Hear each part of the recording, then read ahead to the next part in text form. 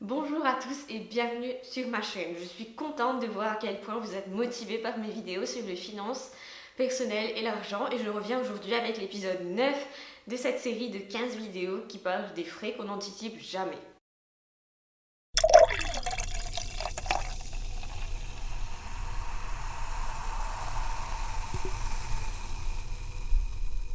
Aujourd'hui, je vais vous parler d'une catégorie qu'on n'aborde pas souvent. Ce sont les frais qu'on ne prévoit jamais, peu importe notre situation dans la vie.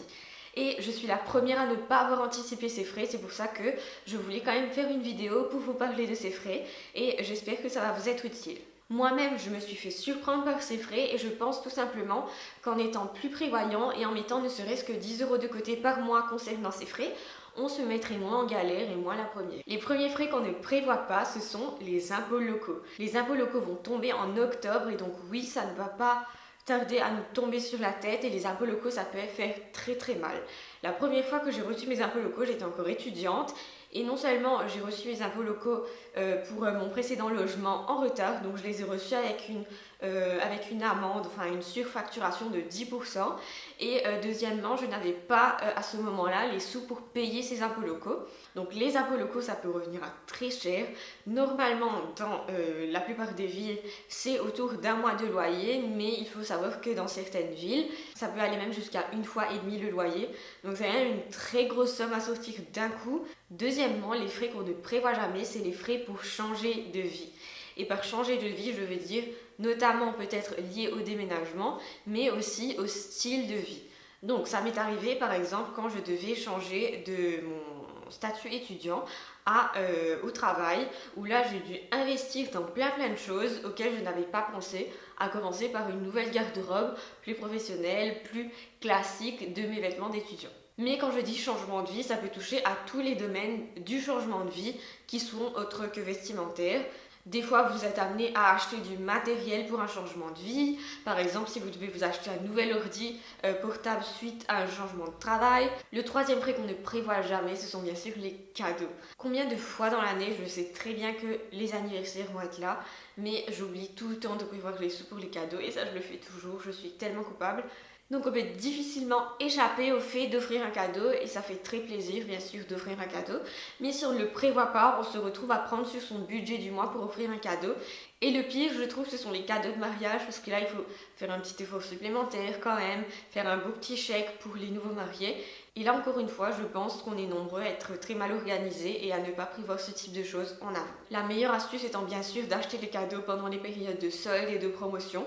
Et bien sûr, c'est très compliqué, il faut toujours planifier. Quatrième frais qu'on n'anticipe jamais, ce sont les frais de réparation. Et oui, si vous avez une voiture, vous savez de quoi je parle, mais il y a aussi des frais de vie courante. Par exemple, si votre machine à laver se casse ou que votre ordi se plante, il faut toujours faire recours à un réparateur professionnel. Et là, la facture peut être très très salée, ça peut aller jusqu'à plusieurs centaines d'euros. Vous n'avez pas envie que ça vous arrive du jour au lendemain. Donc il faut prévoir ce que je vous dis, qui s'appelle le fonds d'urgence.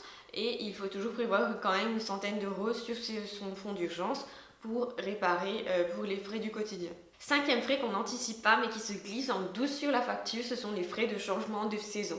Tout comme le changement de vie, on prend de nouvelles habitudes avec les saisons et les frais bien sûr, de changement de saison engendrent un changement dans la garde-robe, notamment pour acheter les manteaux, etc. Ensuite, on se rachète des nouveaux vêtements en été parce qu'on est souvent tenté.